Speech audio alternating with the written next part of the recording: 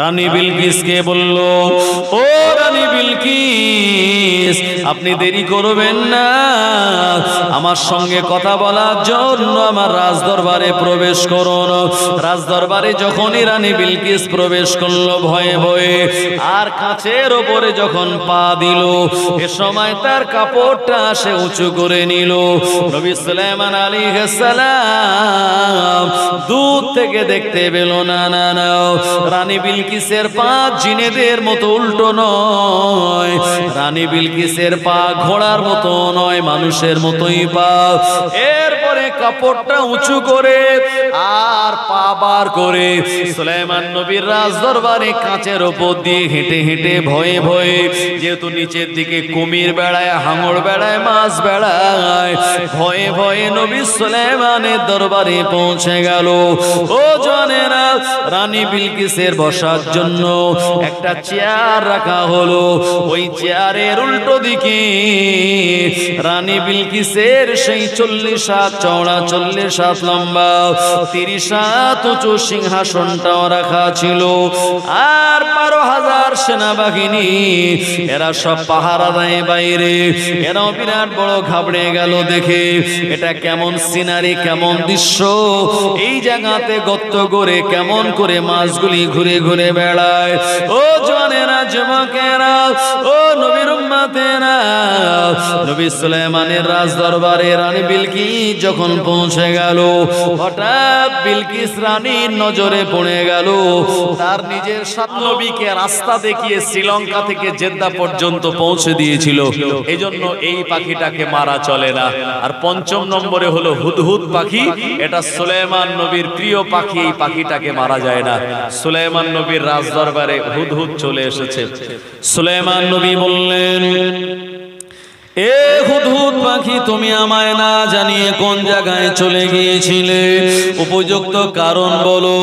হুদহুদ পাখি তখন বলেছিলেন, ও নবী সুলাইমান,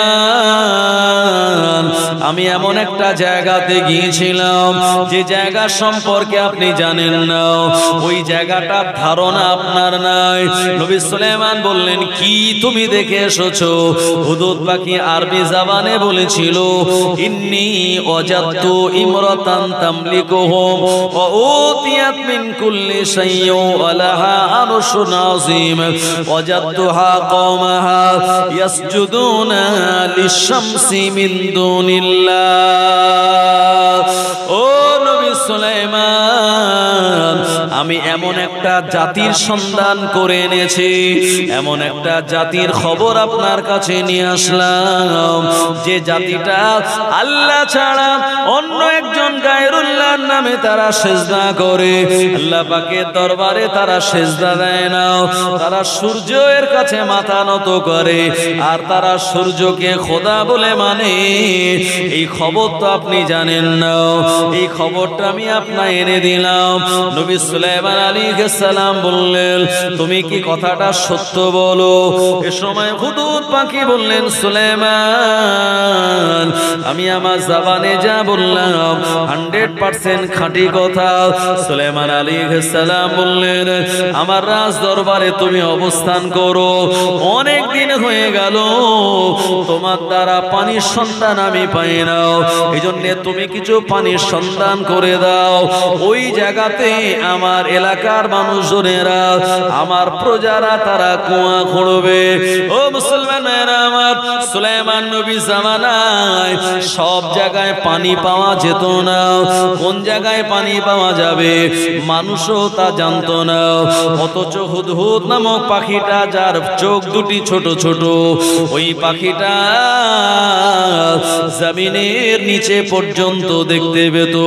সুলাইমান নবীকে সংবাদ দিত, ওই জায়গাতে আপনি গর্ত খুঁড়ুন, ওখানে আপনি কুয়া খুঁড়লে পরে পানি পেয়ে যাবেন। হুদহুদ পাখি যেমনটা বলে দিত, সুলাইমান নবীর সেনাবাহিনীরা ওই জায়গায় গর্ত খোঁড়ার পরে তারা পানি পেয়ে যেত। জোরে বলুন সুবহানাল্লাহ। আপনি বাঁকুড়ায় চলে যান, পুরুলিয়ায় চলে যান, লাল মাটির দেশ, যেখানে একটা কল বসাতে 2 লাখ টাকা খরচ মিনিমাম। আমাদের এলাকায় মোটামুটি 1015 খরচ করলে একটা কল বসানো যাবে, কিন্তু ওখানে যাবে না, কারণ সব জায়গায় পানির লেয়ার পাওয়া যায় না। সুলাইমান নবীর জামানায় সব জায়গায় পানি পাওয়া যেত না। যেখানে পানি, ওটা একমাত্র হুদহুদ ছাড়া আর আমার আল্লাহ ছাড়া আর কেউ জানতো না। হুদহুদ পাখি যেখানে বলে দেবে, ওখানে সুলাইমান নবীর সেনাবাহিনী কুয়া খুললে, অল্প খুললেই পানি মিলতো। এজন্য হুদহুদ পাখির একটা বিরাট কদর ছিল সুলাইমান নবীর দরবারে। সুলাইমান নবী বললেন, শোনো, যদি তাই হয়, ওখানকার বাদশাকে বলল, হুজুর বাদশা তো কেউ নাই, একজন রানী, যে রানীর নাম হলো রানী বিলকিস। এই রানী বিলকিস হলো ওই এলাকার একজন প্রভাবশালী রানী, আর সে সূর্যকে সেজদা করে। তার যত প্রজা, এরা আল্লাহ বলে কাউকে মানে না। সুলাইমান নবী বললেন, তাহলে আর দেরি নয়, আমি তোমার কাছে চিঠি লিখে দেব। ওই চিঠিটা তুমি ঠোঁটে করে নিয়ে ওই রানী বিলকিস যে ইয়ামানের সাবা প্রদেশে রাজত্ব করে, ওই রানীর কাছে তুমি তোমার চিঠিটা নিয়ে চলে যাবে। আল্লাহর নবী সুলাইমান আলাইহিস সালাম তিনি চিঠি লেখা শুরু করলেন। চিঠির আগে লিখলেন, বিসমিল্লাহির রহমানির রহিম। আমি নবী সুলাইমান বলি, এ জমিন আল্লাহর, এ পাহাড় আল্লাহর, আসমান আল্লাহর, তাই দুনিয়া ইবাদত হবে আল্লাহর। আল্লাহ ছাড়া অন্য কারোর ইবাদত করা চলবে না। আমি নবী সুলাইমান তোমায় কালেমা দাওয়াত দিলাম, তুমি কালেমা পড়ে নাও, লা ইলাহা ইল্লাল্লাহ দাউদ খলিফাতুল্লাহ। এ কালেমা পড়ে আমার আব্বার উপরে তুমি ঈমান আনো, আমার আব্বাকে নবী বলে মেনে নাও। যদি তুমি মেনে নাও, তাহলে তোমার সঙ্গে আমি কোনো যুদ্ধ করব না। আর যদি মেনে না নাও, আমি নবী সুলাইমান আমার বিরাট বাহিনী নিয়ে তোমার বিরুদ্ধে যুদ্ধের ময়দানে আমি নেমে যাব। ও হুদহুদ, এই চিঠিটা নিয়ে ওই রানী বিলকিসের কাছে তুমি চলে যাও। ইয়ামানের সাবা প্রদেশের রানী বিলকিসের কাছে যাওয়ার জন্য সুলাইমান নবীর রাজদরবার থেকে হুদহুদ চিঠিটা মুখে করে নিয়ে, ঠোঁটে করে নিয়ে আর ওড়া শুরু করে দিল। উঠতে উঠতে উঠতে উঠতে ইয়ামানে পৌঁছে গেল। ওখানে রানী যে বিলকিসের বিরাট সিংহাসন ছিল, যে সিংহাসনটা 40 হাত লম্বা, 40 হাত চওড়া আর 30 হাত উঁচু সিংহাসন। যে সিংহাসনের চারিদিকে সোনা দানা, ইয়াকুত, মণি, মুক্তা, জওহার দিয়ে, গহনা দিয়ে সুন্দর করে সাজানো। ওই রানী ঘোড়ার পিঠে সওয়ার হয়ে ওই সিংহাসনের উপরে উঠতো। ও হুদহুদ পাখি, তুমি চিঠিটা নিয়ে রানীর কোলের উপরে তুমি ফেলে দেবে। ফেলে দেওয়ার পরে যেন চলে আসবে না। রানী চিঠিটা পাওয়ার পরে সে কি পড়ে নাকি ওটা ছিঁড়ে দেয়, খবরটা কিন্তু আমায় দেওয়া লাগবে। সুলাইমান নবীকে যেমন বললেন, সুলাইমান নবী হুদহুদকে যেমন বললেন, হুদহুদ চিঠিটা মুখে করে নিয়ে আর সোজা চলে গেল ওই ইয়ামানের সাবা প্রদেশে। ও ভাই, মাঝে মাঝে যখন গোয়েন্দারা গোয়েন্দাগিরি চালায়, চিলগুলিকে পোষে তারা, আর চিলের পায়ে ক্যামেরা লাগিয়ে তারা মাঝে মাঝে ওই ড্রোনের মতো তারা নজরদারি চালায়। এখনকার যুগে ড্রোন উঠেছে, ড্রোন চালিয়ে দেবে রিমোটের মাধ্যমে। ড্রোন সীমান্তবর্তী এলাকায় চলে যাবে, আর ওই জায়গায় যাওয়ার পরে মোটামুটি ওখানকার ছবি সমস্ত মানে কানেকশন করা এরকম মোবাইলে মেশিনের মধ্যে পাঠিয়ে দেবে। কথা ঠিক বললাম না ভুল বললাম? তো আগেকার যুগে তো ড্রোন তৈরি হয়নি, আগেকার যুগে নজরদারি চালানোর জন্য চিলকে ব্যবহার করা হতো। সুলাইমান নবী ঠোঁটে দিয়ে দিলেন চিঠি। হুদহুদ পাখি চিঠিটা নিয়ে সোজা উড়ে উড়ে গিয়ে ভেন্টিলেটর দিয়ে ওই রাজ দরবারে রানী বিলকিসের ঘরে ঢুকে সিংহাসনের উপরে বসে থাকা রানীর কোলের উপরে চিঠিটা ফেলে দিয়েছে। রাজা সুলাইমান আলাইহিস সালামের চিঠিটা যখন রানী বিলকিসের দরবারে পৌঁছে গেল, এ সময় রানী বিলকিস বড় অবাক হয়ে গেল। এই পাখি তো আমার কাছে চিঠি দিয়ে গেল, চিঠিটা কার চিঠি? এ সময় নতুন করে খুলে পড়া শুরু করে দিল। চিঠিটা রানী বিলকিস খুলে জানতে পারল ও জামানার নবী সুলাইমান আলাইহিস সালাম তিনি চিঠিটা পাঠিয়েছেন। রানী বিলকিস সে তখন তার পরিষদ বর্গকে বলল, তার যত প্রজা ছিল তাদেরকে বলেছিল, ক্বালাত ইয়া আইয়ুহাল মালাউ ইন্নী উলকিয়া ইলাইয়া কিতাবুন কারীম ইন্নাহু মিন সুলাইমান ওয়া ইন্নাহু বিসমিল্লাহির রহমানির রহিম। কোরআন মাজিদে যে সূরা বিসমিল্লাহ নাই ও সূরার নাম হলো সূরা তওবা। যে সূরাতে দুই বার বিসমিল্লাহ রয়েছে এই সূরার নাম হলো সূরা নামাল। এ সময় রানী বিলকিস তার মন্ত্রীদের বলল, প্রজাদের বলেছিল, এ আমার মন্ত্রীরা, এ আমার প্রজারা, একবার তোমরা তাকিয়ে দেখো, আমার কাছে একটা চিঠি পাঠানো হয়েছে। এই চিঠিটা অন্য কোন জায়গা থেকে নয়, এ জামানার নবী সুলাইমানের দরবার থেকে আমার কাছে চিঠিটা গেল। কারণ চিঠির আগে লেখা রয়েছে বিসমিল্লাহির রহমানির রহিম। আমি নবী সুলাইমান বলি রানী বিলকিস, আল্লাহর ইবাদত বান্দেগি তুমি করো, সূর্যের কাছে মাথা নত করো না, কারণ সূর্যটাকে আমার আল্লাহ বানিয়েছে। এ আমার রাজ পরিবারের সদস্যরা, এখন আমি কি করব তোমরা আমায় বুদ্ধি দাও। এ সময় সমস্ত প্রজারা বলে উঠেছিল, ও রানী বিলকিস খবরদার, সুলাইমান নবীর কথা শুনে আপনি যেন সূর্যের ইবাদত করা বাদ দেবেন না। আপনি যদি সূর্যকে ইবাদত না করেন তাহলে আপনার দলের লোক সব অন্য দলে চলে যাবে, আপনাকে তারা রানী বলে মানবে না। রানী বিলকিস তখন চিন্তা করছে, জনগণ নিয়েই আমার কাজ, জনগণ যদি আমার পিছন থেকে সরে যায় তাহলে আমার রাজত্ব তো টিকবে না, কি করা যায়? এ সময় মন্ত্রীরা বলল, এক কাজ করুন, সুলাইমানের কাছে কিছু ঘুষ দেওয়া যাক। ভাই যে কাজ সহজে হয় না তখন আমরা ভেতর দিয়ে টাকা পয়সা দিয়ে কাজটা হাসিল করার চেষ্টা করি। তো রানী বিলকিসের যারা মন্ত্রী তারা বলল, সুলাইমান যখন আল্লাহর ইবাদত করতে বলেছে, এক কাজ করুন, কিছু সোনা দানা টাকা পয়সা নিয়ে আমাদের দিয়ে পাঠিয়ে দেন, সুলাইমান নবীর কাছে একটু ঘুষ দিয়ে আসি।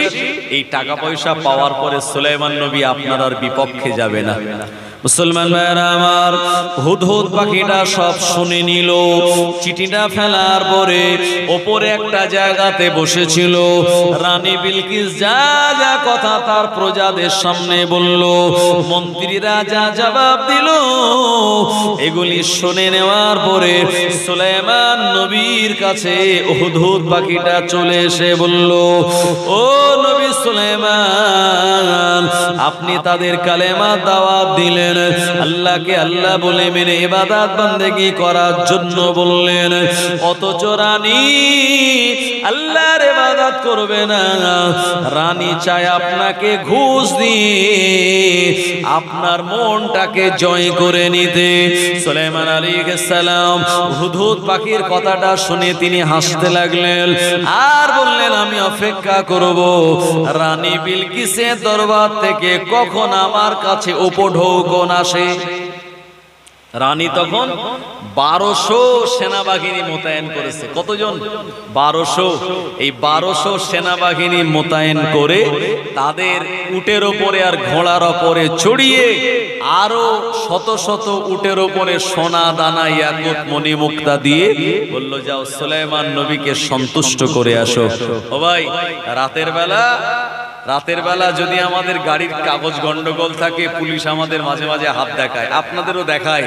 ও ভাই, অনেক পুলিশ আছে যারা মোটামুটি একটু কেস টেস লেখে হ্যান্ড টু হ্যান্ড টাকা নেয় না, আবার অনেকে আছে টাকা না নিলে ছাড়ে না।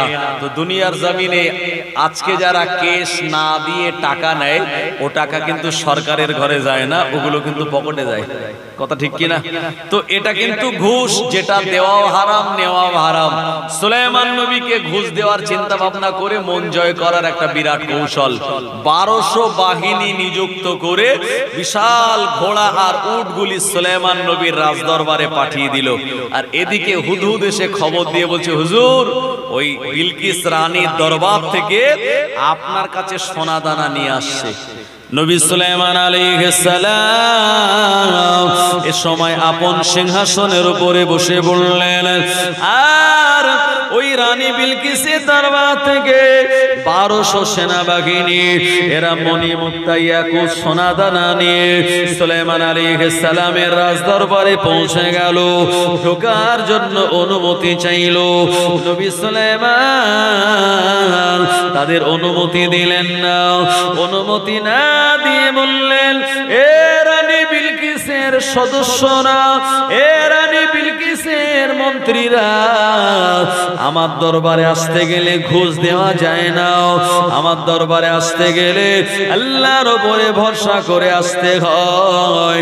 কিন্তু তোমরা আল্লাহর উপরে ভরসা করো না, তোমরা সূর্যের উপরে ভরসা করো। এ কারণে আমার রাজ দরবারে ঢোকার কোনো তোমাদের পারমিশন নাই। কি ব্যাপার, তোমরা কি কারণে আসলে? এ সময় রানী বিলকিসের 1200 বাহিনীদের সর্দাররা বলেছিল, ও নবী সুলাইমান, আপনি আল্লাহ পাকের প্রিয় নবী, আমাদের জানা রয়েছে, তবে আমরা এসেছি রানী বিলকিসের দরবার থেকে। আপনি চিঠি পাঠিয়েছিলেন পাখির দ্বারা, রানী চিঠিটা পেয়েছে, চিঠিটা পাওয়ার পরে পড়ে নিয়েছে, কিন্তু রানীর দ্বারা সম্ভব নয় সূর্যকে ইবাদত করা বাদ দিয়ে আল্লাহকে ইবাদত করা। সুলাইমান নবী, আপনি এটা মেনে নিন।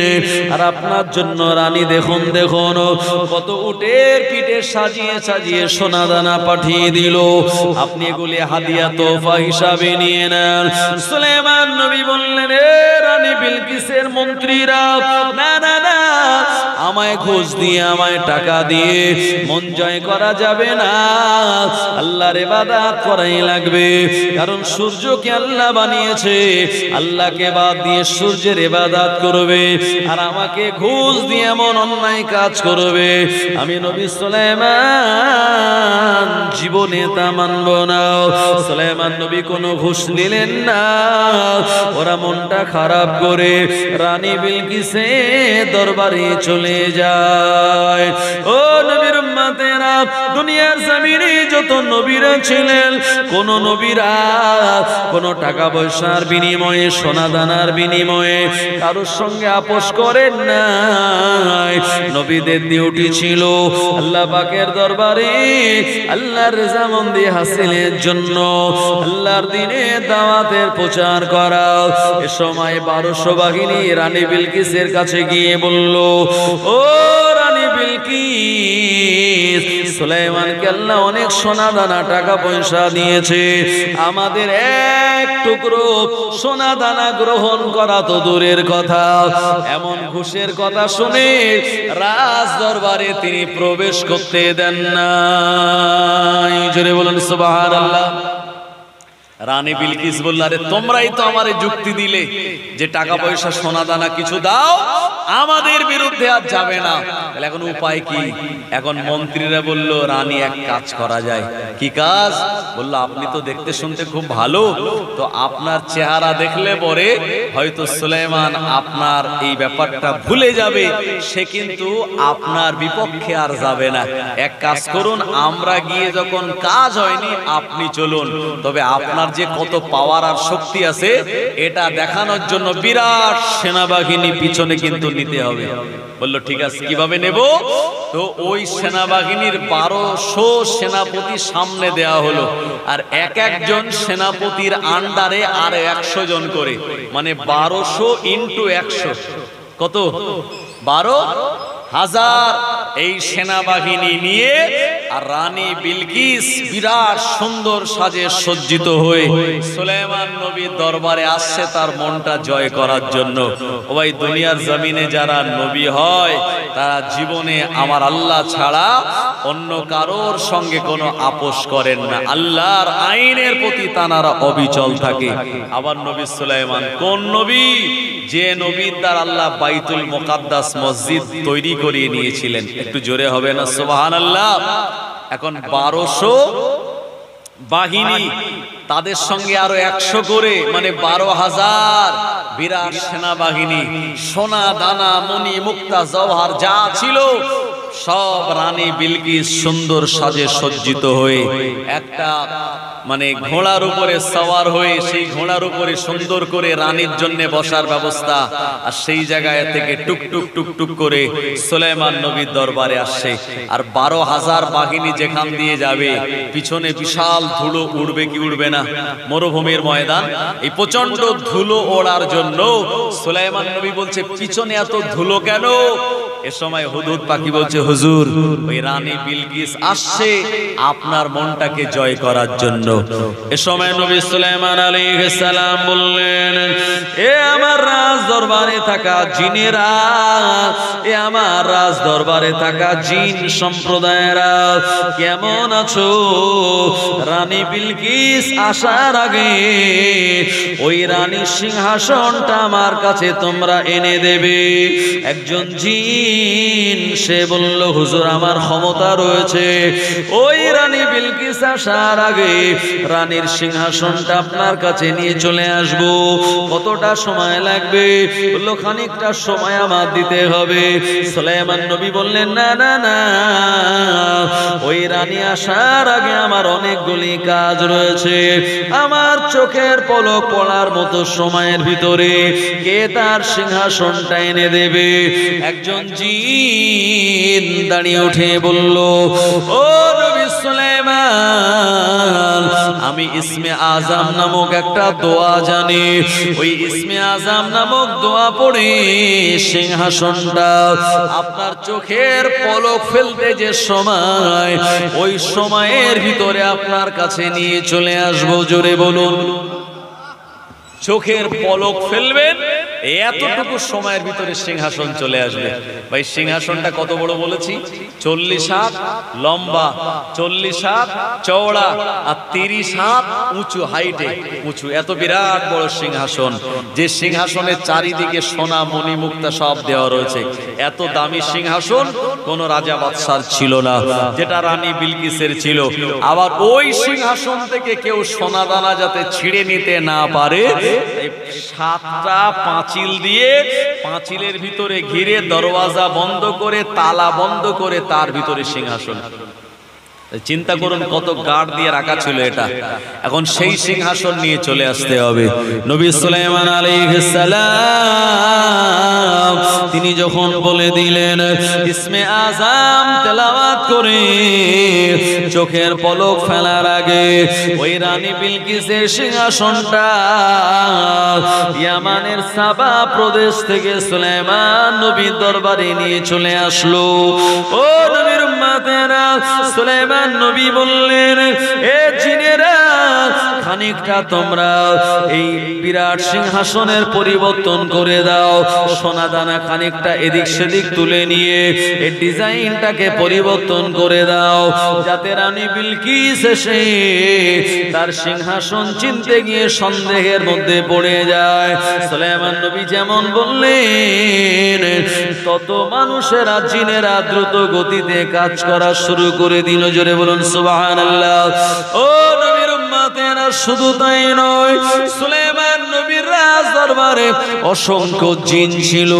জিনেদেরকে সুলাইমান নবী বললেন, দেরি করো না, আমার রাজ দরবারে সামনাসামনি 1 কিলোমিটার পর্যন্ত তোমরা একটা নালা বানাও, একটা খাদ বানিয়ে দাও, আর সমুদ্র থেকে পানি এনে আমার রাজ দরবারের সামনে 1 কিলোমিটার তোমরা পানি দিয়ে পরিপূর্ণ করে দাও। আর ওই পানির ভিতরে, সমুদ্র থেকে ধরে আনা বড় বড় জন্তু জানোয়ার গুলি নিয়ে আসো, সমুদ্রের বড় বড় মাছ গুলি নিয়ে চলে আসো, আর পানির উপরে একটা স্বচ্ছ কাঁচ বিছিয়ে দাও। সুলাইমান নবী যেমন বললেন, জিনেরা দ্রুত গতিতে কাজ করা শুরু করে দিল। কারণ সুলাইমান নবী যেমন ওই বাইতুল মুকাদ্দাস তাওরাত তৈরি করার অনুমতি আল্লাহ দিয়েছিল, সুলাইমান নবী জিনেদের বলল, এ জিন সম্প্রদায়েরা দেরি করা যাবে না, তাড়াতাড়ি করে বাইতুল মুকাদ্দাস তোমরা বানাও। সুলাইমান নবীর নির্দেশে কিন্তু তারাই বাইতুল মুকাদ্দাস বানিয়েছিল। ও জওয়ানেরা, যুবকেরা, জিনদের বলার সঙ্গে সঙ্গে এরা সুলাইমান নবীর রাজদরবার থেকে 1 কিলোমিটার লম্বা রাস্তা এই জায়গাতে খাল কেটে দিল।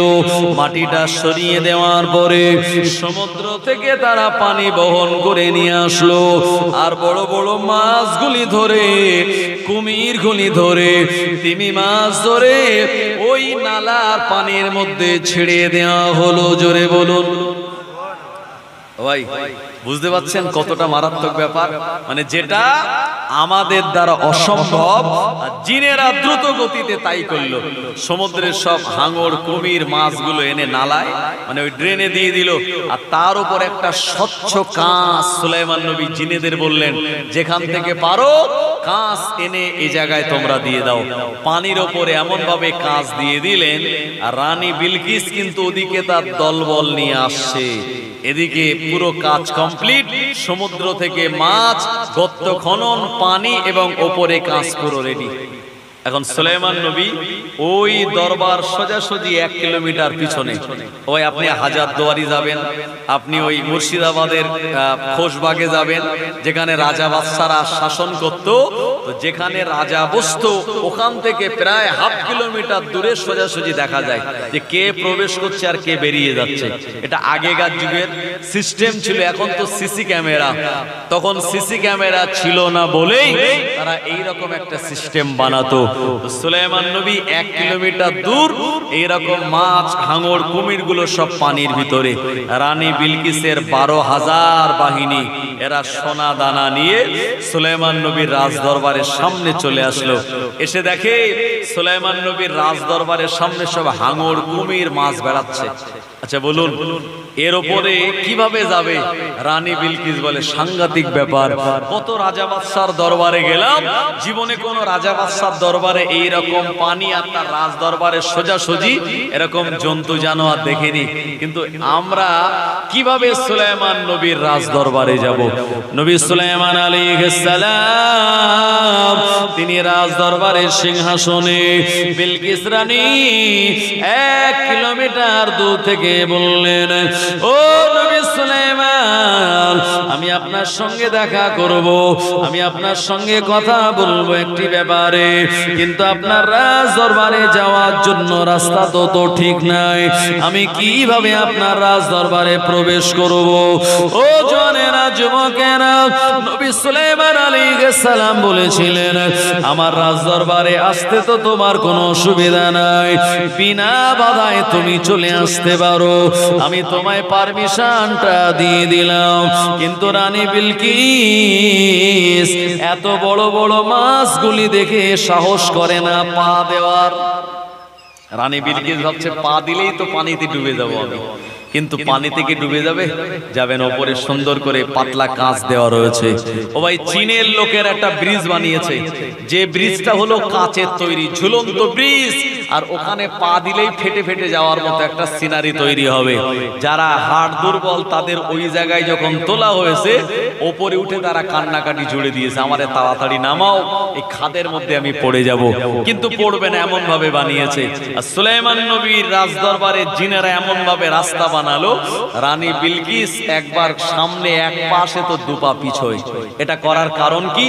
এখন রানী বিলকিসের আব্বা ছিল মানুষ জাতির আর মা ছিল জিন জাতির, মানে তার আব্বা মানুষ আর বিলকিস রানীর মা হলো জিন। এই মানুষ আর জিনের বিয়ে হয়েছিল, তাদের সন্তান হলো রানী বিলকিস। সুলাইমান নবী শুনেছিলেন রানী বিলকিসের পা নাকি উল্টো। ও ভাই, জিন যারা, এদের পায়ের পাতা কিন্তু পিছন দিকে, সামনের দিকে না। আমাদের পায়ের পাতা যেমন সামনের দিকে, ওদের পায়ের পাতা কিন্তু পিছন দিকে। তো এ সময় নবী সুলাইমানের রাজদরবারে খবর এসেছিল বিলকিস রানীর পায়ের পাতাটা এরকম পিছন দিকে, আর তার পা নাকি ঘোড়ার মতো। সুলাইমান নবীর ইচ্ছা ছিল বিলকিস রানীর পাটা একটু দেখবে, কিন্তু একজন নবীর দ্বারা কি বলা সম্ভব রানী আপনার কাপড়টা কি পায়জামাটা উঁচু করুন আপনার পা দেখবো? এত বলা সম্ভব নয়। এজন্য নবী সুলাইমান আলাইহিস সালাম এমন কৌশল অবলম্বন করলেন যে বলা লাগবে না, এমনিতেই শাড়ি কিংবা তার পায়জামাটা উঁচু করবে, তখন আমি দেখে নেব তার পাটা কি মানুষের মতো না জিনেদের মতো। এই পা দেখার জন্য এত নালা বানানো, এত সমুদ্রের পানি আনা, আর এত প্রাণী মাছদের ধরে আনা। রানী বিলকিসকে বলল, ও রানী বিলকিস, আপনি দেরি করবেন না, আমার সঙ্গে কথা বলার জন্য আমার রাজদরবারে প্রবেশ করুন। রাজদরবারে যখনই রানী বিলকিস প্রবেশ করলো ভয়ে ভয়ে, আর কাঁচের ওপরে যখন পা দিল, এ সময় তার কাপড়টা সে উঁচু করে নিল। নবী সুলাইমান আলাইহিস সালাম দূর থেকে দেখতে পেল না, না না, রানী বিলকিসের পা জিনেদের মতো উল্টো নয়, রানী বিলকিসের পা ঘোড়ার মতো নয়, মানুষের মতোই পা।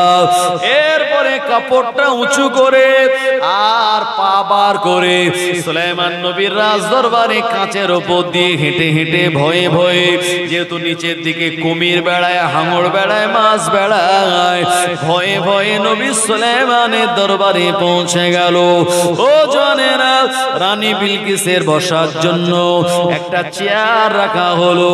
ওই চেয়ারের উল্টো দিকে রানী বিলকিসের সেই 40 হাত চওড়া, 40 হাত লম্বা, 30 হাত উঁচু সিংহাসনটাও রাখা ছিল।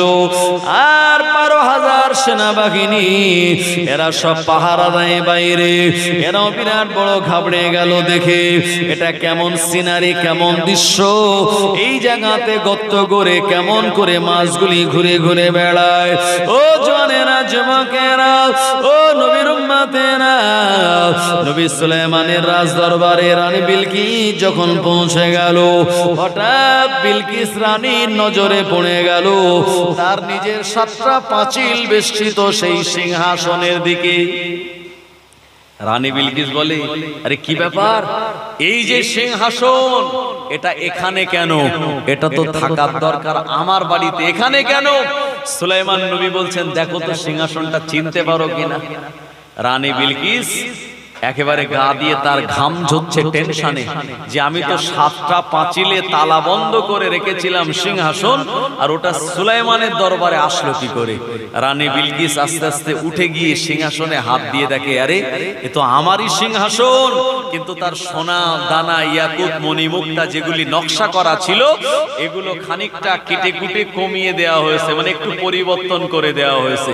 রানী বিলকিস বলল, ও নবী সুলাইমান, আমি বড় অবাক হয়ে গেলাম, জবান দিয়ে আমার কথা বার হয় না। এ তো আপনার সিংহাসন নয়, এটা আমার সিংহাসন, কিন্তু এই জায়গাতে কি করে আসলো? নবী সুলাইমান আলাইহিস সালাম বললেন, ও রানী বিলকিস, তুমি চিন্তা করে বলো, এটা কি করে এই জায়গায় আসা সম্ভব হলো? রানী বিলকিস অবাক হয়ে গেল, কোনো কথা বলতে পারল না।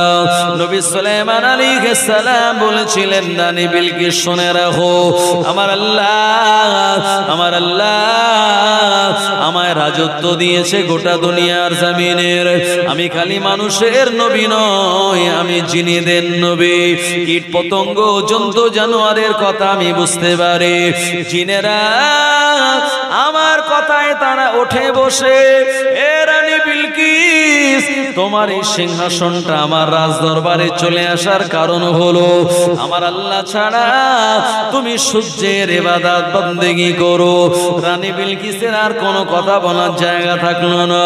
রানী বিলকিস অবাক হয়ে গেল, এত বড় শক্তিধর নবী, এত বড় পাওয়ার, এত বড় ক্ষমতা, আমার 7টা তালা বন্ধ করা পাঁচিলের ভিতর থেকে এই সিংহাসনটা যে নিয়ে চলে আসতে পারে, ওই নবী সুলাইমান যুদ্ধ করে আমায় নাস্তানাবুদ করে দিতে পারে। রানী বিলকিস যে সোনা দানা টাকা পয়সা নিয়ে গিয়েছিল সুলাইমান নবীকে দেওয়ার জন্য, ওগুলা দিল না, না দিয়ে 12,000 সেনাবাহিনীর লিডারের কাছে এসে খবরটা দিয়ে দিল। সেনাবাহিনীরা বড় অবাক হয়ে গেল। ও রানী বিলকিস, কি কথা আপনি আমায় শোনান? বলল, হ্যাঁ, আমার সিংহাসন আর ওখানে নাই, আমার সিংহাসন সুলাইমানের দরবারে। ওই সুলাইমানের সঙ্গে গাদ্দারি করা যাবে না, ওই সুলাইমানের বিপক্ষে যাওয়া যাবে না। সুলাইমানকে নবী বলে মেনে সুলাইমানের আল্লাহকে আল্লাহ বলে আমায় মানতে হবে।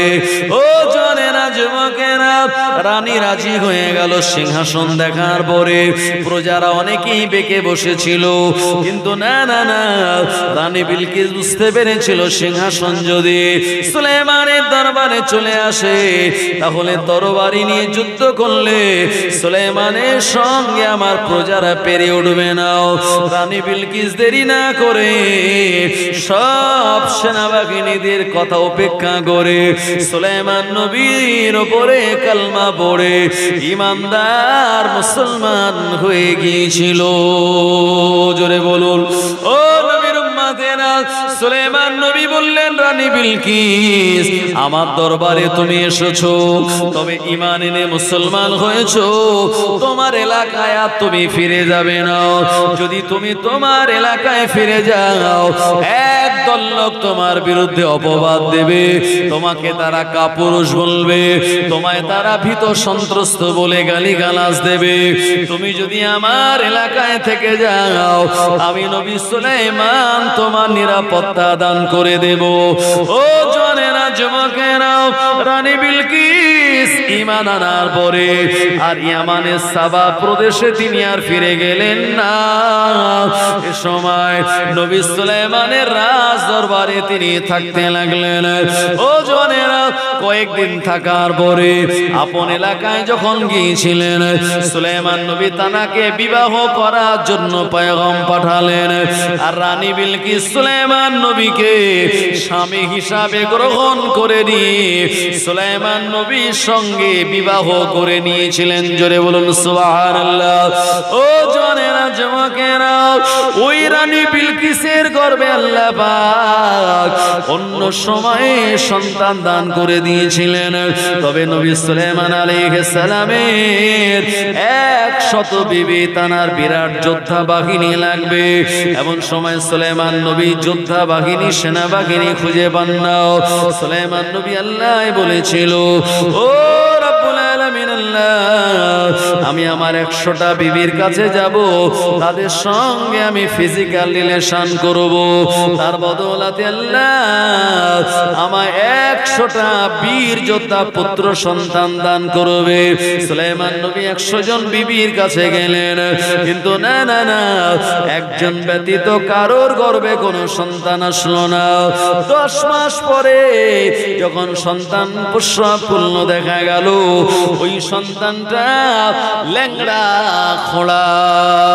সুলাইমান নবী আল্লাহকে বলে, ও রব্বুল আলামিন আল্লাহ, আমার 100 জন বিবি, তাদের কাছে গেলাম, আল্লাহ কারো সন্তান হলো না, একজনের হলো, কিন্তু ল্যাংড়া খোড়া কেন হলো? আমার আল্লাহ বলেছিলেন, সুলাইমান, এই নিয়তটা যখন তুমি করেছিলে, ওই কথাটার সঙ্গে তুমি ইনশাআল্লাহ বলো নাই, এ কারণে তোমার বিবিরা গর্ভবতী হয় নাই। একজন বিবি গর্ভবতী হলো, কিন্তু বাচ্চা প্রসব করলো ল্যাংড়া খোড়া। ও জনেরা যুবকেরা, নবী সুলাইমান আলাইহিস সালামকে আমার আল্লাহ একটানা লম্বা 250 বছরের মতো হায়াত দান করে দিয়েছিলেন। জোরে বলুন, আর একটু জোরে হবে না? নারে তাকবীর। কত বছর বললাম? 250 বছর হায়াত দিয়েছিলেন নবী সুলাইমান আলাইহিস সালাতু সালামকে। ও ভাই, নবী সুলাইমান আলাইহিস সালাম বিরাট বড় একজন প্রভাবশালী সম্রাট নবী। তিনি আল্লাহকে বলছে, আল্লাহ প্রতিদিন তো আপনি রিজিক দেন আপনার সব মখলুকাতকে, আমার একদিনের দায়িত্ব দেন, একদিন আমি সব মখলুকাতকে রিজিক দেব। নবী সুলাইমান আলাইহিস সালামের কথা আমার আল্লাহ গ্রহণ করে নিয়ে বললেন, সুলাইমান একদিনে 2টো সাজ হয়, 2বার তোমায় খাওয়া দাওয়া লাগবে না, 2বার তুমি খেতে দিতে পারবে না, তোমার এক বেলার দায়িত্ব দিলাম, এক বেলা আমার গোটা মাখলুকাতকে তুমি খাদ্য খাওয়াবে। তবে তুমি দাওয়াত দিলে আমি কিন্তু আর কাউকে খাদ্য দেব না। নবী সুলাইমান আলাইহিস সালাম বললেন, আল্লাহ আমি তা মেনে নিলাম, গ্রহণ করে নিলাম। এরপরে সুলাইমান আলাইহিস সালাম 1 মাস ধরে খাদ্য জোগাড় করলেন, খাদ্যগুলি যাতে খারাপ না হয়ে যায়। 2 সমুদ্রের মাঝখানে খাদ্যগুলি রেখে হাওয়াকে নির্দেশ দিয়ে বলে, হাওয়া ঠান্ডা এসির মতো হাওয়া এই খাদ্যের উপরে দিয়ে তুই চলাচল কর, যেন একটা খাবারও নষ্ট না হয়। আমার আল্লাহ আমায় দায়িত্ব দিয়েছে এমন করে গোটা মাখলুকাতকে রিজিক দেওয়ার জন্য। এক বেলার হাওয়া এসির মতো বওয়া শুরু করলো। নবী সুলাইমান জিনেদের বললেন, সমুদ্র থেকে মাছ ধরে খাবার জোগাড় করো, এমন করে চাল ডাল থেকে শুরু করে গোটা দুনিয়া জমিনে যত খাদ্য রয়েছে এক জায়গায় করে তুমি খিচুড়ি পাকাও। সুলাইমান নবীর কথাকে মান্যতা দিয়ে জিনেরা দ্রুত গতিতে রান্না বান্না কমপ্লিট করে বিরাট পাহাড় সম পরিমাণের খাদ্য সমুদ্রের মাঝখানে জড়ো করে ফেললো। এ সময় সুলাইমান নবীর সব মখলুকাতের খাদ্য খাওয়ানোর দিন এসে গেল।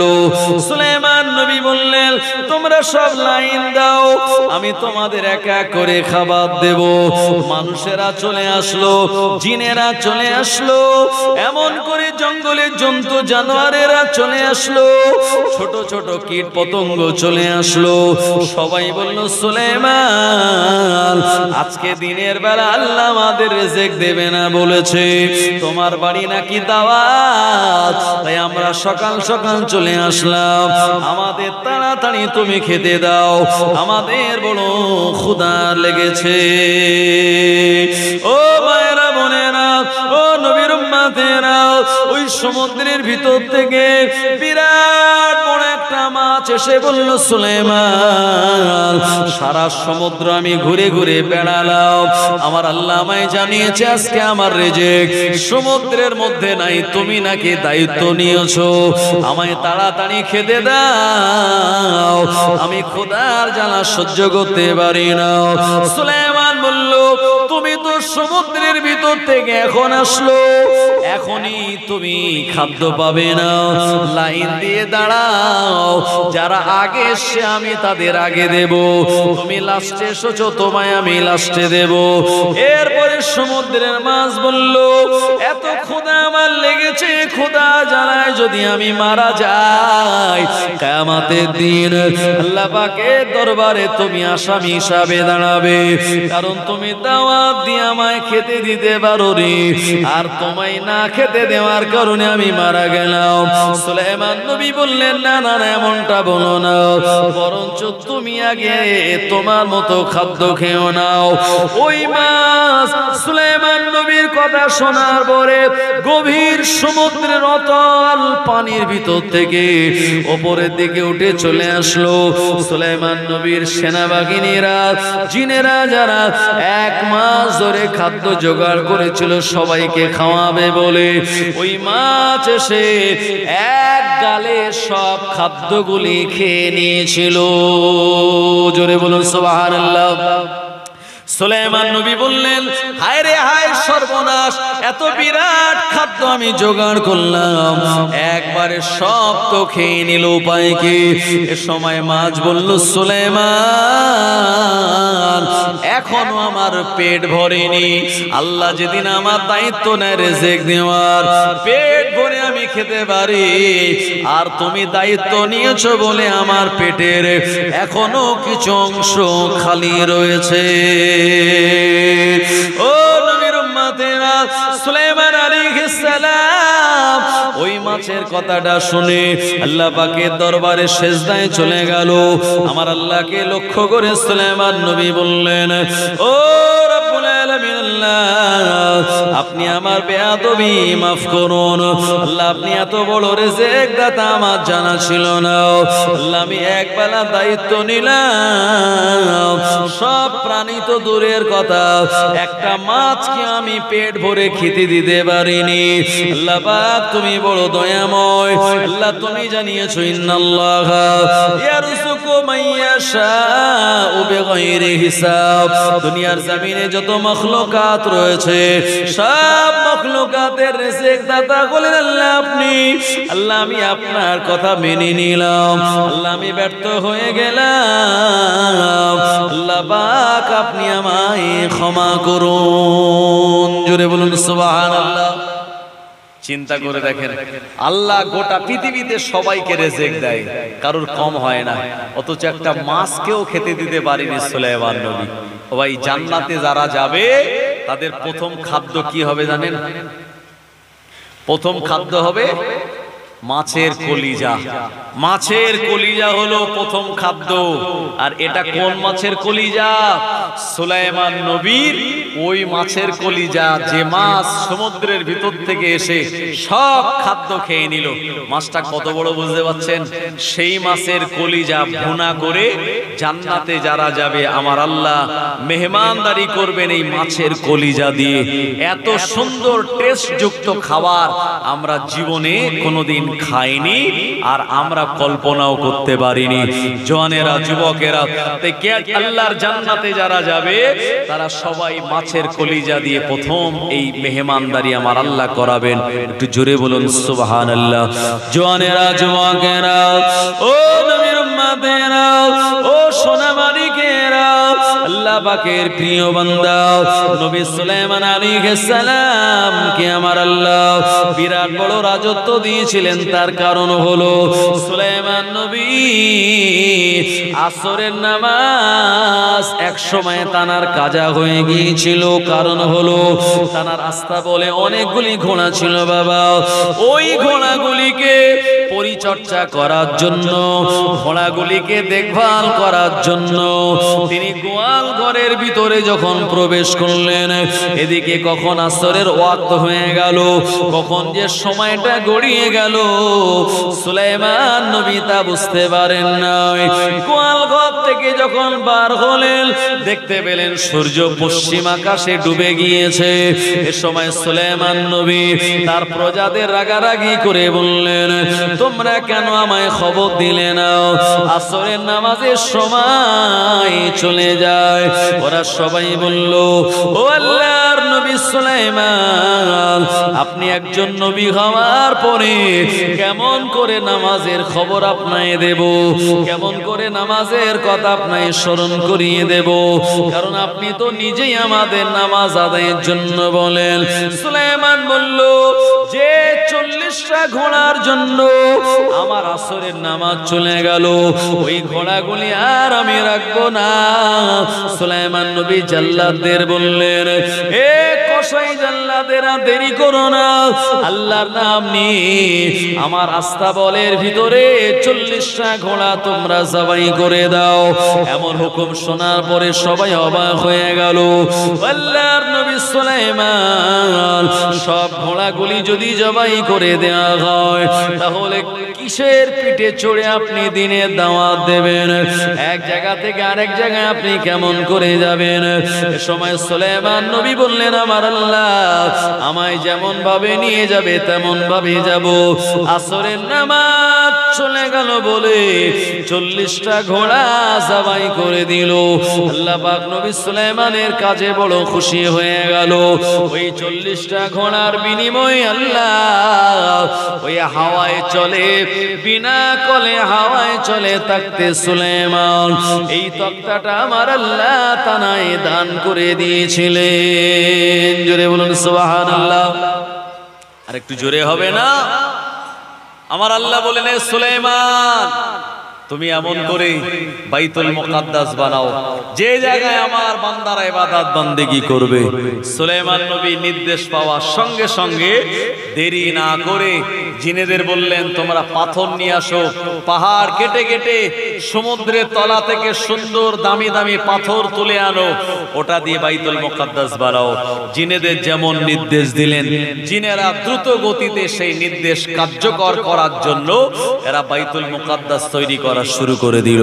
যে বাইতুল মুকাদ্দাস বর্তমানে ফিলিস্তিনের জমিনে ইসরায়েলের ইহুদিরা আর ফিলিস্তিনের মুসলমানেরা মাঝে মাঝে যুদ্ধ করে বাইতুল মুকাদ্দাসকে কেন্দ্র করে। আল্লাহর নবী মেরাজে যাওয়ার আগে এই বাইতুল মুকাদ্দাসে 2 রাকাত নামাজ তিনি আদায় করেছিলেন। জিনেরা দ্রুত গতিতে বাইতুল মুকাদ্দাস তৈরি করার কাজ শুরু করে দিলেন।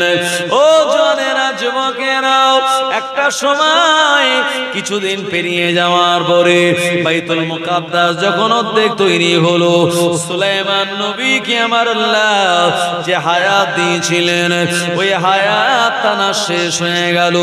সুলাইমান নবীর কাছে আজরাইল আলাইহিস সালাম এসে বললেন, ও নবী সুলাইমান, আল্লাহ পাক আপনায় যে হায়াত দিয়েছিলেন ওই হায়াত শেষ হয়ে গেল, আর দেরি করা যাবে না। আল্লাহ পাকের হুকুম, আপনার জানটা আমায় কবজ করে নিতে হবে। সুলাইমান নবী বললেন, আমার জান যদি কবজ হয়ে যায়, আমি যদি মারা যাই, তাহলে বাইতুল মুকাদ্দাস কিভাবে তৈরি হবে? এ সময় ফেরেশতা আজরাইল আলাইহিস সালাম বললেন, মসজিদ হলো আমার আল্লাহ, মসজিদ আমার আল্লাহ কেমন ভাবে বানিয়ে নেবেন ওটা আমার আল্লাহর উপরে আপনি ছেড়ে দিন। জোরে বলুন সুবহানাল্লাহ। ও চিন্তা আপনার করা লাগবে না। মসজিদ আল্লাহ, আমার আল্লাহ রাব্বুল আলামিন ঠিক মসজিদের হেফাজত করবেন। সুলাইমান আলাইহিস সালাতু সালাম তাকিয়ে রয়েছে বাইতুল মুকাদ্দাসের দিকে। ঠিক এই রকম সময় তিনি বুড়ো হয়ে গিয়েছিলেন, তানার হাতে একটা লাঠি ছিল, ওই লাঠির উপরে বদ দিয়ে দাঁড়িয়েছিলেন। আর এই অবস্থাতে আজরাইল আলাইহিস সালাম তানার জানটাকে কবজ করে নিয়েছিলেন। ইন্না লিল্লাহি ওয়া ইন্না ইলাইহি রাজিউন। ও ভাই, এমন করে মরে যাওয়ার পরেও, ইন্তেকাল হওয়ার পরেও লাঠির উপরে ভর দিয়ে সুলাইমান নবী দাঁড়িয়ে রয়েছে। জিনেরা ভাবলো সুলাইমান নবী তো পুরো জিন্দা, এ আমাদের দিকে চোখ চেয়ে তাকিয়ে রয়েছে, হয়তো আল্লাহর জিকির মনে মনে করছে। এই কেউ কাজে ফাঁকি দিস না, তাড়াতাড়ি বাইতুল মুকাদ্দাস বানা। ওরা দ্রুত গতিতে সুলাইমান নবীর ভয়ে সুন্দর নকশা করে বাইতুল মুকাদ্দাস বানিয়ে সুলাইমান নবীর কাছে এসে বলছে, আসসালামু আলাইকুম। ও নবী সুলাইমান, বাইতুল মুকাদ্দাস পুরো রেডি। সুলাইমান নবী কোনো কথা বলেন না, কোনো আওয়াজ দেন না, কোনো প্রতিক্রিয়া দেন না। এরা বললো, ব্যাপারটা কি?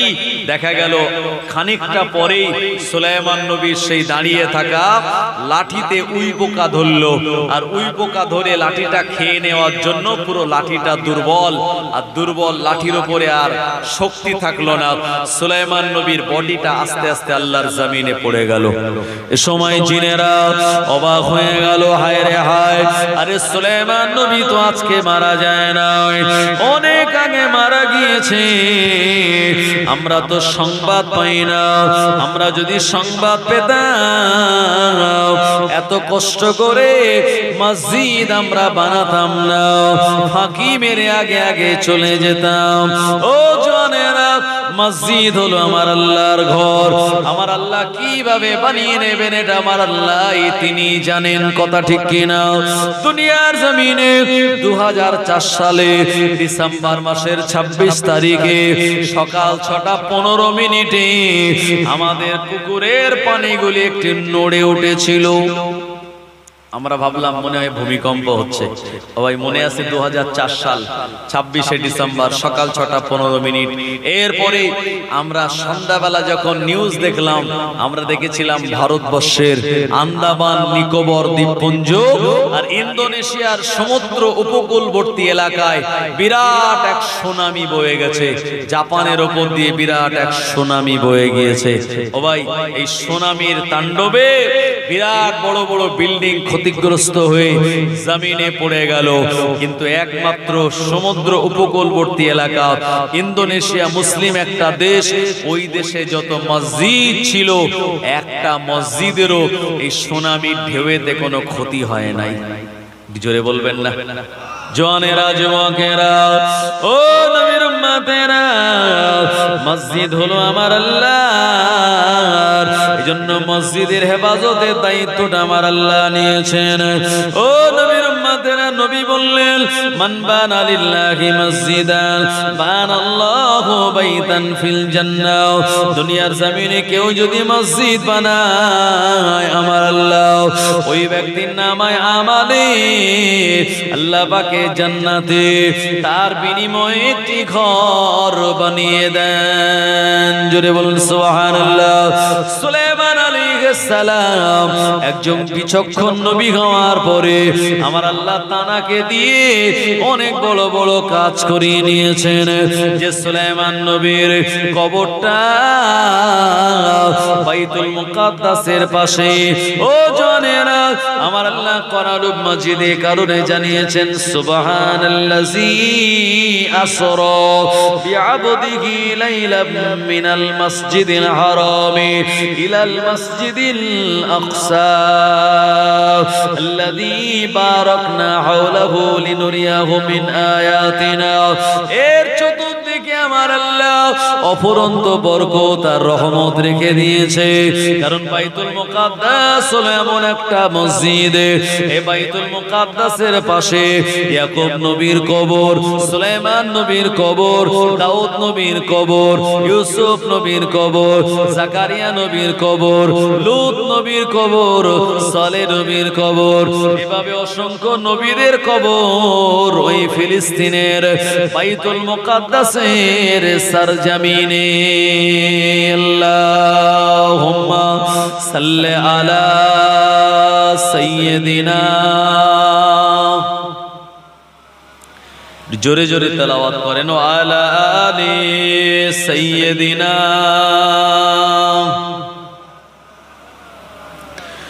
নূরে মুহাম্মদ রসূল আরবি সরওয়ারে কায়নাত জিবরাইল চুমে যার দরবার। নূরে মুহাম্মদ রসূল আরবি সরওয়ারে কায়নাত জিবরাইল চুমে যার দরবার। লাম থেকে হয় লা ইলাহা, আলিফ থেকে হয় আল্লাহ, মিম থেকে হয় নামে মুহাম্মদ যিনি রাসূলুল্লাহ। শহীদ আজম ইমাম হুসাইন, শহীদ আজম ইমাম হুসাইন নওয়াসা তাহার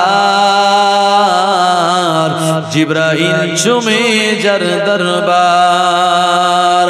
যার কদম জমিনে পড়িলে দুনিয়ার হয় মেরাজ। রসুল পাকের জুতা মোবারক আরশে আজিমের তাজ। নূরে মুহাম্মদ রসূল আরবি সরওয়ারে কায়নাত জিবরাইল চুমে যার দরবার আল্লাহুম্মা সাল্লি আলা সাইয়্যিদিনা ওয়া আলা আলি সাইয়্যিদিনা ও নবীর উম্মতেরা ওই বাইতুল মুকাদ্দাসের দিকে ফিরে আমার নবী মদিনায় হিজরত করে যখন চলে গেলেন 17 মাস বাইতুল মুকাদ্দাসের দিকে ফিরে আমার নবী নামাজ আদায় করিয়েছিলেন।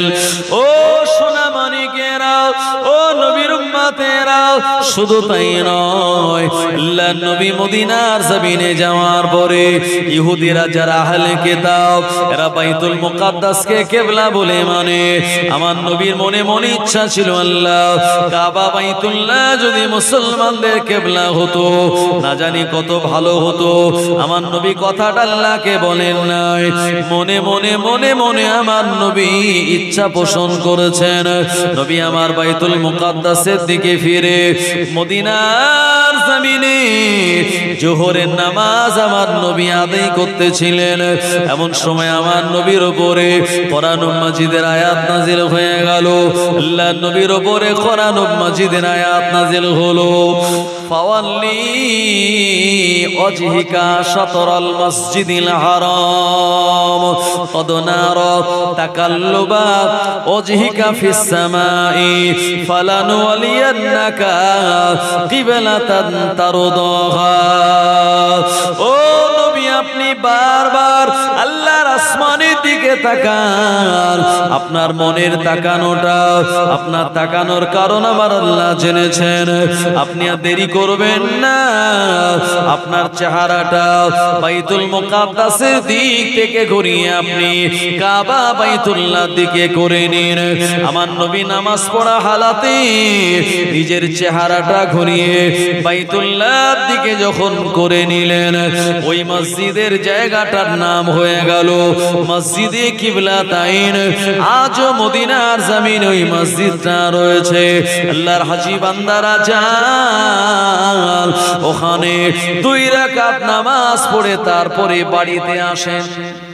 আছে না নাই? মসজিদে কিবলাতাইন। আল্লাহ বলেন হাবিব আপনি যাতে খুশি আমিও তাতে খুশি। তাই দুনিয়ার জমিনে নবী সুলাইমানকে আল্লাহ একদিকে যেমন রাজা বানিয়েছিলেন, আরেকদিকে সম্রাট বানিয়েছিলেন, আর একদিকে এমন একজন নবী যিনি হাওয়ার উপরে চড়ে বিভিন্ন জায়গাতে যেতে পারতেন। জওয়ানেরা যুবকেরা সেই নবী সুলাইমান আলাইহিস সালামের অনেক বিচক্ষণ জ্ঞান ছিল। কোরআন মাজিদের সূরা নামলে আমার আল্লাহ যা বলেছেন আমি এক এক করে আপনাদের কাছে বলেছি। তবে এর থেকে উপদেশ আমাদের নিতে হবে, এর থেকে আমাদের সুন্দর থেকে আমাদের উপদেশ গ্রহণ করতে হবে, আমাদেরকে শিক্ষা নিতে হবে। সুলাইমান জীবনে কোনোদিন আল্লাহ ছাড়া অন্য কারোর কাছে সাহায্য চায় নাই। এক আসরের নামাজ কাজা হয়ে গিয়েছিল বলে 40টা ঘোড়া তিনি জবাই করে দিয়েছিলেন। ও ভাই আমাদের কতজনের কত নামাজ কাজা হয়, জীবনে কোনোদিন আমাদের আফসোস হয় বলে মনে হয় যে আমার নামাজটা চলে গেল। এর জন্য আমি কি করব? রাগান্বিত হয়ে অনেকে বিরাট কিছু কাজ করলো। না না না, জীবনে আমাদের ভিতরে এমনটা নাই। এই দুনিয়ার জমিনে যারা আল্লাহকে রাজি করানোর জন্য, আল্লাহকে খুশি করানোর জন্য নামাজ আদায় করে, আমার আল্লাহ ওই বান্দা বান্দির নামাজগুলি কবুল করে নেন। দুনিয়ার জমিনে অনেকে রয়েছে লোক দেখানো নামাজ পড়ে, বাড়িতে নামাজ পড়ে না, যখন কুটুম বাড়ি যায় তখন পড়ে। আছে না নাই? আপনাদের এলাকায় আমাদের দিকে আছে। কুটুম বাড়ি যাবে, বেই সাহেবের বাড়ি, তো বউরে বলছে সে হাজি সাহেব একটা বড় পাঞ্জাবি আমার জন্য এনেছিল, তো দাউদিনী পাঞ্জাবিটা পরে যাই। তো পাঞ্জাবি পরে তখন বেই সাহেবের বাড়ি গিয়েছে, তখন মাগরিবের আজান হচ্ছে। বেই বলছে ভাই চলো নামাজটা পড়ে আসি মসজিদে। বড় পাঞ্জাবি পরে যখন গিয়েছে, মুসল্লিরা দেখছে আজকে তো হুজুরের ছুটি ইমাম সাহেবের, তো ইমাম সাহেব যেদিন বাড়ি যায় সে সময় মুসল্লিরা যারা একটু ভালো পারে তারা একটু চালিয়ে নেয়, তাকে আগে দেয়। তো বড় পাঞ্জাবি পরে গিয়েছে মানে বললেই তো একটা বড় হুজুর পাওয়া গেল, এনাকে দেখে নামাজটা পড়িয়ে নেওয়া যাবে। ও ভাই সবাই মিলে বলছে হুজুর একটু নামাজটা পড়িয়ে দিন। বলছে না না না আপনারা পড়ান। তো জনগণ কি শোনে, বলছে হুজুর আপনি হুজুর থাকতে আর আমরা নামাজ পড়াই, আর বড় পাঞ্জাবি পরেছে দাঁড়িয়েও আছে হুজুর বলেই মনে হচ্ছে। তো ইনিও চিন্তা করছে এত বড় পাঞ্জাবি পরে বলি কি করে নামাজ পড়াতে পারি না। তো জোর করে মুসল্লিরা মেহরাবে ঠেলে দিয়েছে। এরপরে সূরা ফাতিহার পরে সূরা নাস তেলাওয়াত করেছে। তো প্রথম রাকাতে সেজদায় গিয়ে চিন্তা করছে আল্লাহ কোরআনের 114টি সূরা তো শেষেরটাই পড়ে দিলাম, উপায় কি দ্বিতীয় রাকাতে পড়বো কি, আরো ভালো আলোয় আলোয় কেটে পড়া। অনেকক্ষণ হয়ে গেছে সেজদা থেকে আর মাথা তোলে না। ওই আমাদের সঙ্গে বাচ্চারা মসজিদে যায়, হুজুর ওঠার আগে ওরা আগে উঠে পড়ে, ওদের ধৈর্য কম। ইমাম সেজদায় যাওয়ার আগে তারা কি করে, আগে সেজদায় যায়। তো বাচ্চাদের ধৈর্য কম, বাচ্চারা উঠে পড়ে বলছে আব্বা সে তো হুজুর নেই। তো সত্যি সবাই উঠে দেখে হ্যাঁ হুজুর তো নেই। সবাই মিলে বেইরে ধরে বলছে তোমার সে বেই গেল কোথায়। তো বেই ভাবছে তাই তো আমিও ভাবছি বেই গেল কোথায়। বেই সোজা বাড়ি গিয়ে বড় পাঞ্জাবি খুলে বউটারে বলছে ভাঁজ করে বাক্সে তুলে রেখে দাও, খবর দিলে আর বের করবে না, কারণ বড় পাঞ্জাবি পরলে এত জ্বালা আমার আগে জানা ছিল না। ও ভাই এরকম মুসল্লি আছে না নাই?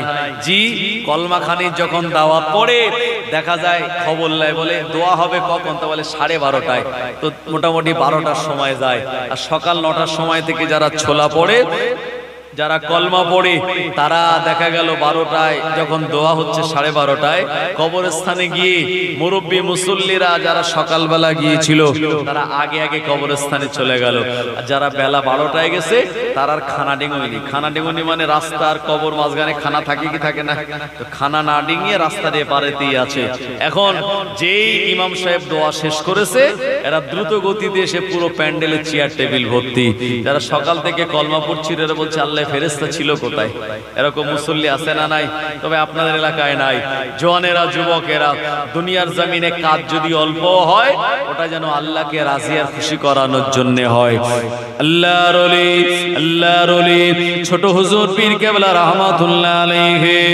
ও জওয়ানেরা যুবকেরা, আজকে ফুরফুরা শরীফে ছোট হুজুর পীর কেবলা রাহমাতুল্লাহ আলাইহির একজন আওলাদ যার নাম হলো গোলাম রহমান সিদ্দিকী। উনি দুনিয়ার জমিন থেকে আজকে সকাল 11টায় ইন্তেকাল করলেন।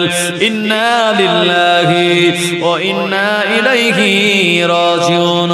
ওই ছোট হুজুরকে আল্লাহ 21টা ছেলে দিয়েছিলেন। ও নবীর উম্মতেরা, ও জওয়ানেরা যুবকেরা, এ সময় খাদ্যের বড় অভাব ছিল, খাদ্যের বড় কষ্টকর ব্যাপার ছিল। তবু আল্লাহর ওলি ছোট হুজুর রহমাতুল্লাহ আলাইহির বাড়িতে যখন কোনো মেহমান আসতো, বাড়িতে যদি খাওয়া দাওয়া নাও হয়, হুজুর কেবলা নিজে হাতে মেহমানদারি করাতেন। আল্লাহর নবী জানিয়ে দিলেন কয়েকটা কাজ তোমরা তাড়াতাড়ি করবে। মসজিদে আযান হলে দেরি না করে তাড়াতাড়ি নামাজে যাবে। 2 নম্বরে কারোর উপরে হজ ফরজ হলে দেরি না করে তাড়াতাড়ি হজ করবে। 3 নম্বরে মেয়েটা যখন সাবালিকা হয়ে যাবে দেরি না করে তাড়াতাড়ি যোগ্য পাত্র দেখে বিয়ে দিয়ে দিও। আর কেউ যদি সালাম দেয় তার সালামে জবাবটা দিয়ে দিও। আর কেউ যদি মারা যায় দেরি না করে তাড়াতাড়ি দাফন কাফনের ব্যবস্থা করো। আর তোমার বাড়িতে যখন মেহমান চলে আসবে দেরি না করে মেহমানদারি করবে। আমার আল্লাহ তোমার উপরে রাজি খুশি হয়ে যাবে। জোরে বলুন ও নবীর উম্মতেরা, আমাদের অনেকে যখন শ্বশুর বাড়ি থেকে লোকজন আসে ভালো বাজার ঘাট আমরা করে আনি, কিন্তু আমাদের পরিবারের বোন বোনায় আসলে পরে অনেকে বাজারে যেতে লেট করে। কথা ঠিক কিনা? জি। অথচ নবী বললেন না না না, আগে মেহমানদারির আয়োজন করো। খন্দকের ময়দানে বিশ্ব নবী যখন নিজে গর্ত খুঁড়ছিলেন, আল্লাহর নবীর প্রচন্ড ক্ষুধা লেগেছিল। নবীর একজন সাহাবী যার নাম হলো জাবের বিন আব্দুল্লাহ আনসারী, আল্লাহর নবীর এমন ক্ষুধার্ত চেহারা দেখে আর সহ্য করতে পারলেন না। বলেন হুজুর আমার বাড়িতে আপনাকে দাওয়াত। নবী বললেন দাওয়াত নেব, তবে একা নয়, এই দাওয়াত আমি গ্রহণ করব যদি আমার সব সাহাবীদের তুমি দাওয়াত দাও। জাবের বিন আব্দুল্লাহ আনসারী বলল, হুজুর আমার বাড়িতে 2.5 কেজি জবের আটা আর একটা ছোট্ট বকরির বাচ্চা, এই 3000 জন যদি যায় আমার বাড়ি দাওয়াতে, আমি তো তাদের মেহমানদারি করতে পারবো না। আল্লাহ নবী বললেন, চিন্তা করো না, পেরেশানি নিও না, বাড়ি চলে যাও, বকরিটা জবাই করো। যে হাঁড়িতে গোশতটা রান্না করবে, আমি নবী যতক্ষণ না যাব হাঁড়ির ঢাকনাটা যেন আলগা করবে না। জোরে বলুন। আর যে আটা দিয়ে তুমি রুটি বানাবে, ওই আটার উপর একটা ঢাকনা চাপা দিয়ে রাখবে, একটা কাপড় চাপা দিয়ে রাখবে। আমি যতক্ষণ না যাব কাপড়টা যেন উঁচু করবে না। ও ভাই, আপনাদের ঘুম লেগেছে নাকি? একটু জোরে আওয়াজ দেন তো, নারে তাকবীর। একটু জোরে আওয়াজ দিয়ে বলেন নারে তাকবীর। মুস্কান খানের মতো আওয়াজ দেন নারে তাকবীর। সিলসিলায়ে হক মুজাদ্দিদে জামান ইসালে সওয়াব, চন্দনেশ্বর বাজারের ইসালে সওয়াব, সিলসিলায়ে মুজাদ্দিদে জামান, মুজাদ্দিদে জামানের সিলসিলা, নারে তাকবীর। আমি বলবো জাবের বিন আব্দুল্লাহ আনসারীর কথা, তার আগে একটু মহাব্বতে দরুদ শরীফ। আল্লাহুম্মা সাল্লি আলা সাইয়্যিদিনা ওয়া আলা আলি সাইয়্যিদিনা।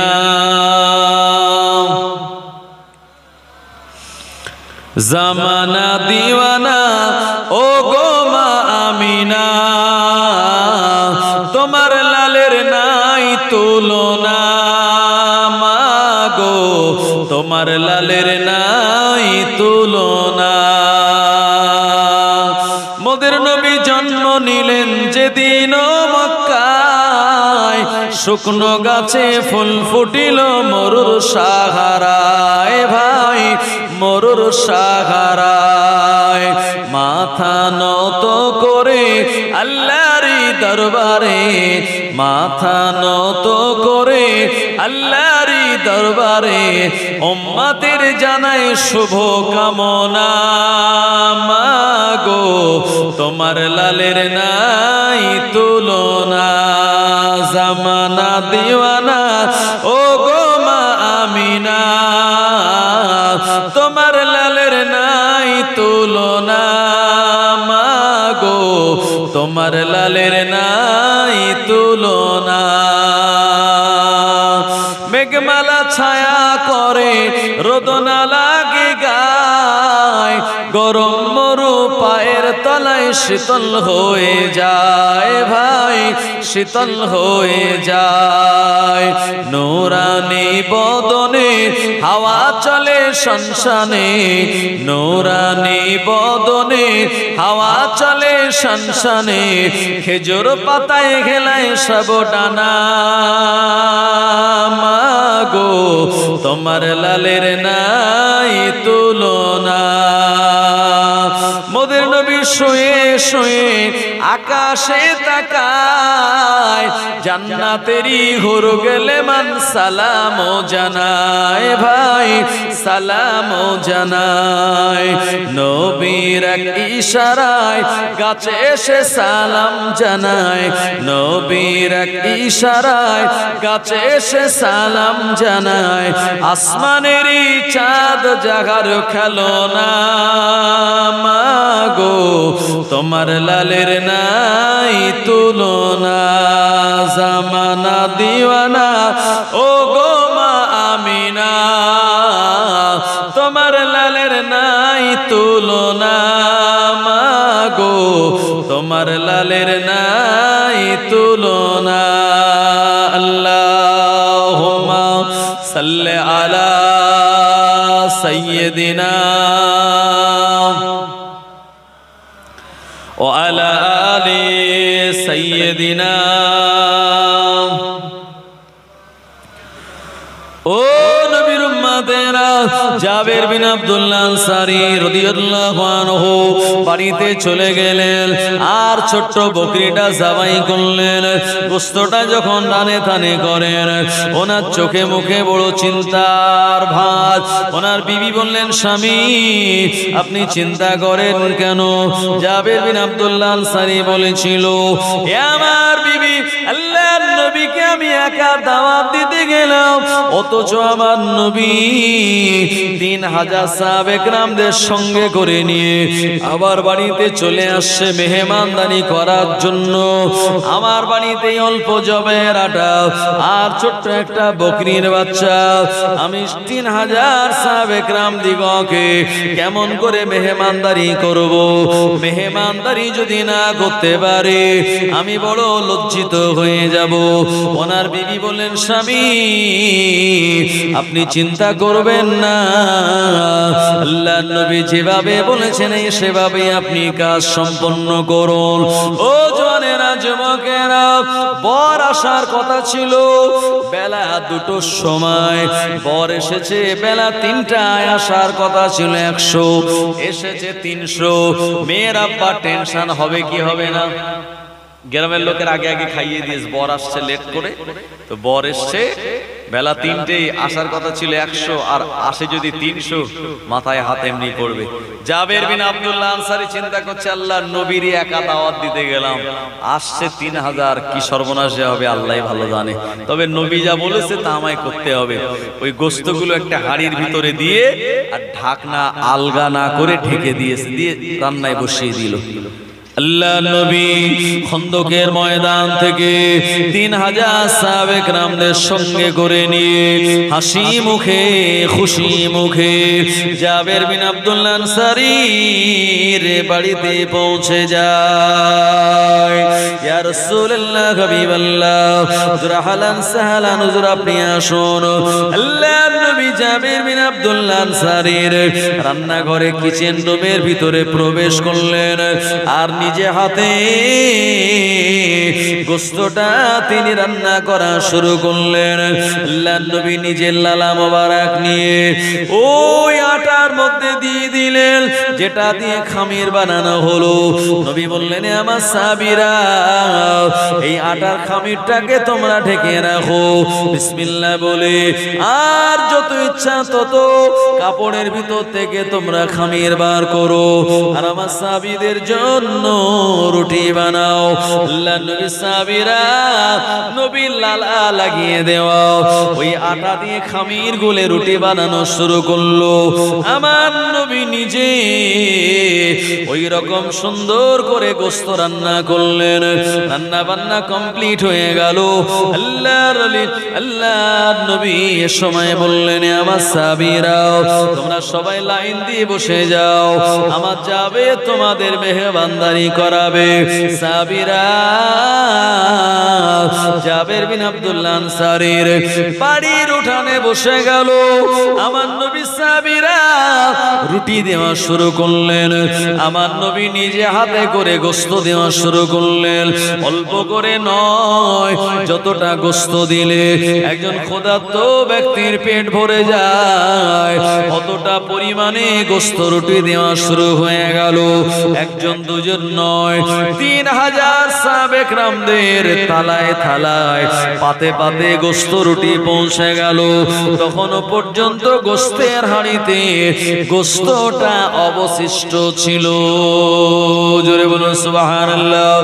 আল্লাহর নবী জাবের বিন আব্দুল্লাহ আনসারীকে ডাক দিয়ে বললেন, জাবের আসো একসঙ্গে আমরা খাওয়া দাওয়া করি। জাবের বিন আব্দুল্লাহ আনসারী অবাক হয়ে বললেন, এত বরকত আমি জীবনে কোনোদিন দেখি না। একটা বকরির গোশত 3000 সাহাবে কেরাম গণেরা পেট ভর্তি করে খেয়েছিল। জোরে হবে না? জোরে বলেন নারে তাকবীর। এ বরকত ছিল আমার নবীর হাতে, কিন্তু সেই বরকত আজকে অনেক কমে গিয়েছে। কারণ আমরা খাওয়ার আগে বিসমিল্লাহ বলি না, খাওয়ার পরেও আলহামদুলিল্লাহ বললে আল্লাহ শুকরিয়া আদায় করি না। দাদা হুজুর রহমাতুল্লাহ আলাইহির একজন খলিফা ছিলেন, জানার নাম হলো